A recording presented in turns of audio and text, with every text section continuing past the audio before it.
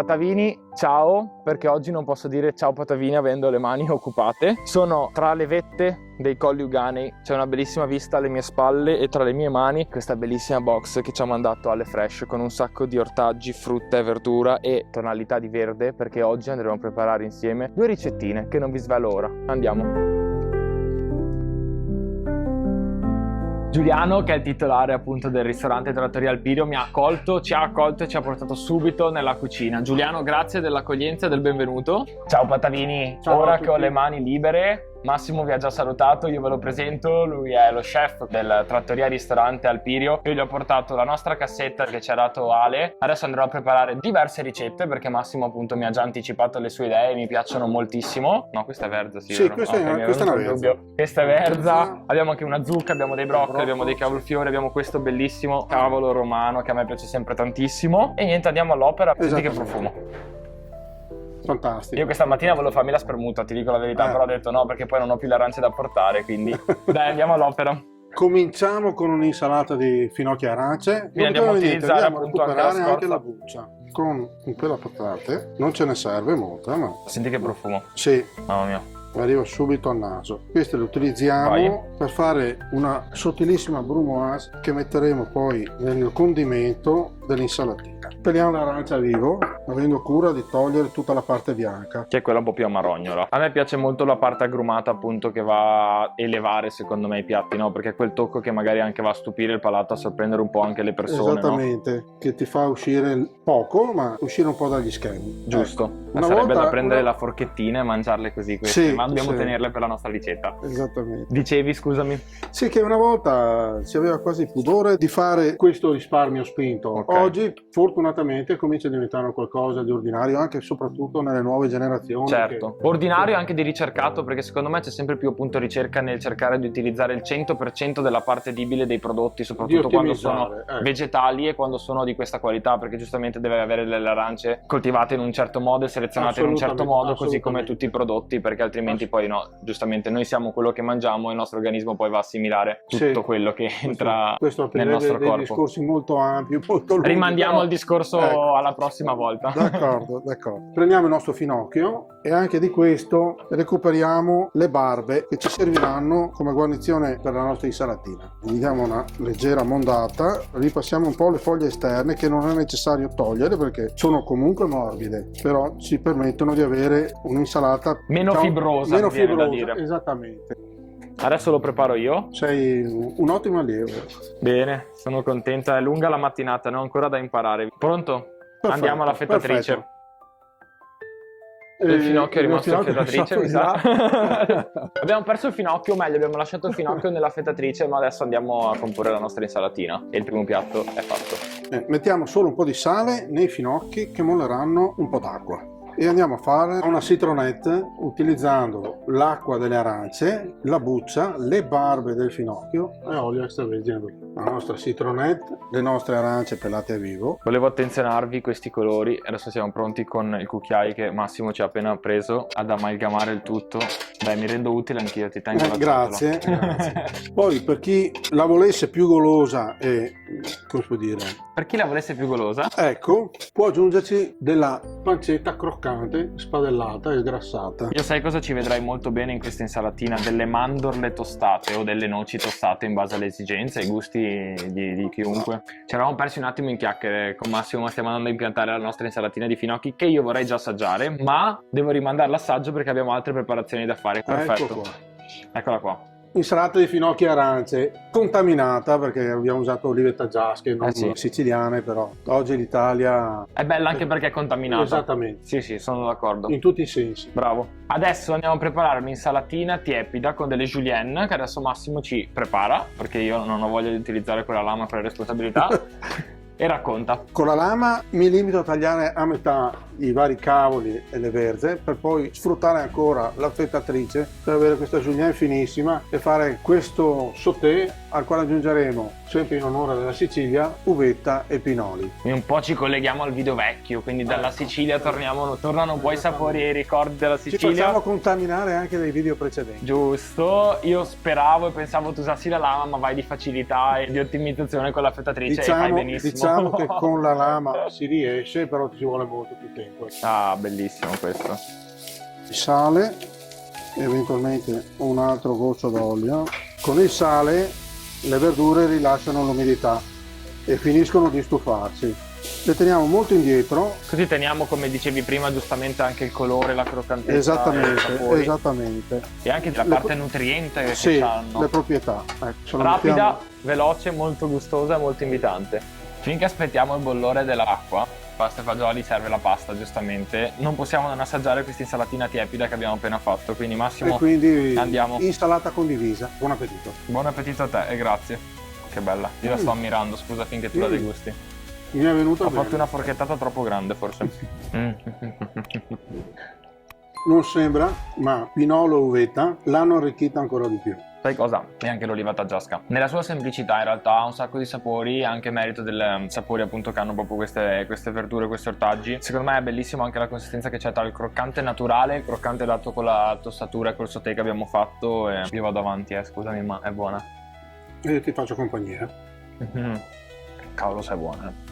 Ci portiamo avanti con una pasta, faremo dei fusilloni Buoni. con l'insieme del broccolo. Anche qui cercheremo di ottimizzare il nostro fiore di broccolo. Sbollentiamo l'infiorescenza e poi andiamo a fare una cottura più prolungata del resto del gambo del broccolo, okay. Che frulleremo e ci darà la cremosità per la pasta. Perfetto. Altra tips, altro segretino. L'acqua era già salata. Sì. L'importante è non coprire, perché sennò la clorofilla rimbalza, diciamo, sul coperchio e la verdura si ingrigisce. Per mantenerla verde, tutto ciò che è un ortaggio a foglia verde deve bollire scoperto. Avete sentito? Altra tips.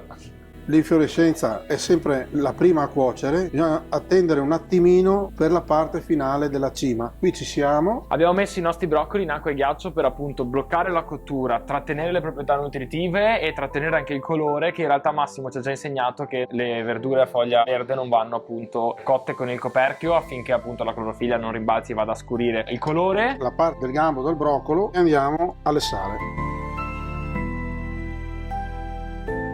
Ringraziamo ancora Ale per queste bellissime puntarelle sì. della tradizione laziale. Diciamo che nella maniera più classica e dal punto di vista anche salutistico la formula più indovinata, un'altra insalatona. Passiamo da regione a regione, da ortaggio a ortaggio. Sono molto utilizzate anche nel Salento, ma non crude. Vengono tuffate in pentola solo con olio extravergine d'oliva abbondante e questa volta coperte. Vengono grigie, ma hanno un sapore e un tono di amaro per noi del nord un po' inedito. Per chi dal sud è venuto al nord è estremamente nostalgico.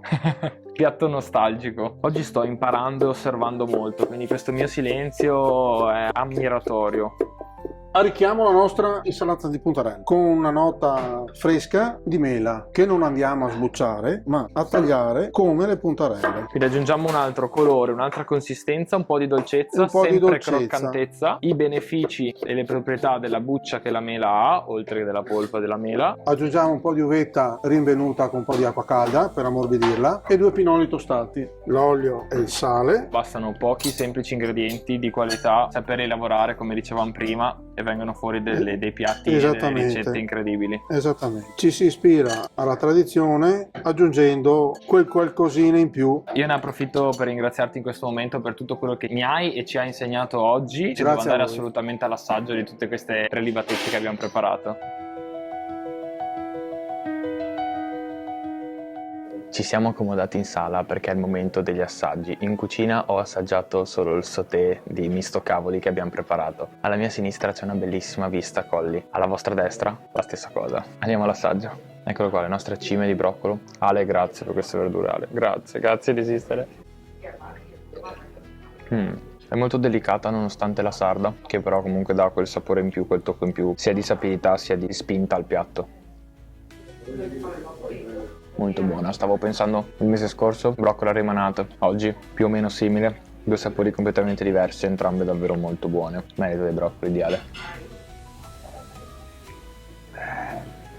La nostra pasta e fagioli. Abbiamo assaggiato i piatti caldi, devo dire che ci sono piaciuti molto. Adesso andiamo all'assaggio delle insalatine, che per fortuna erano fredde, quindi non sono raffreddate, tranne quella tiepida di Capucci che però ho già assaggiato in cucina per fortuna, ma vado comunque ad impiattarla. Così le assaggio tutte e 3 nuovamente in contemporanea. Questa è favolosa, ha dei colori veramente stupendi. Andiamo alla nostra prima ricetta di oggi, l'insalatina di finocchi arance con olive taggiasche, con le nostre arance pelate a vivo, la nostra scorza, perché appunto quando l'arancia è buona si possono utilizzare anche le scorze. Che impiattamento bello che sto facendo anche Potavini. Adesso è il turno della più croccante, quella con puntarelle e mele, sempre un po' di pinoli, sempre un po' di uvetta, ad integrare, addolcire questa nostra insalatina. Ho una voglia matta di assaggiare quella con le puntarelle e le mele ed è proprio per questo che partirò da questa insalatina qua. L'amarognolo della puntarella, la dolcezza della mela, il sapore del pinolo che si sente, la dolcezza dell'uvetta. È davvero gustosa, semplice. 5-6 ingredienti col sale, l'olio buono che è compreso nei 5 ingredienti. Questa sorprende ragazzi, preparatela e fateci sapere. Questa arancia merita l'assaggio da sola, pelata vivo così. Favolosa questa arancia. Bellissimo.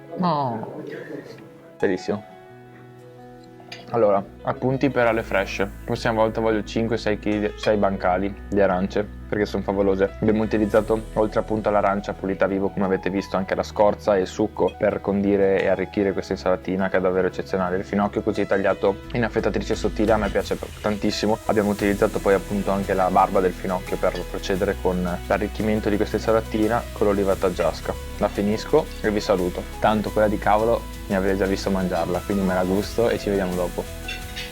Nella convivialità dei nostri assaggi stavo ragionando che Ale consegna a domicilio a casa per le famiglie, quindi potete scegliere la vostra frutta e verdura e farla arrivare comodamente a casa, non solo frutta e verdura. In azienda, quindi l'azienda può organizzare per i dipendenti o i dipendenti possono organizzare col ritiro della loro spesa direttamente in azienda, e appunto nel settore B2B, quindi esattamente come abbiamo fatto oggi nei ristoranti, viene consegnata la fornitura di frutta e verdure per le preparazioni del ristorante. Bellissimo. Sono tornato con Giuliano dopo aver degustato tutti i piatti che abbiamo preparato appunto in cucina con Massimo. È stato molto bravo, ci siamo divertiti tanto. Vi ringrazio e torneremo a trovarci perché appunto tu mi hai anticipato un po' la vostra storia. Sì, certamente. Che è una storia appunto di famiglia. Sì, pluriennale, nel senso plurigenerazionale, perché la famiglia aveva una frasca a 100 metri dal ristorante dove avevano animali di cortile, facevano il vino, poi quando i prodotti casa erano finiti chiudevano. Si chiudeva. E Esatto. quindi nel 62 poi è stato aperto questo ristorante. Che un po' alla volta si è evoluto, Esatto, mi dicevi, sì. Ma lasciamo il racconto un'altra volta. Sì, volentieri. Ti ringrazio di nuovo, Grazie a voi. Grazie a tutti, alla prossima puntata, ciao. Funziona anche nello stile di vita del single, Sì. perché è veloce da fare. Quindi altra tips, ricette per single.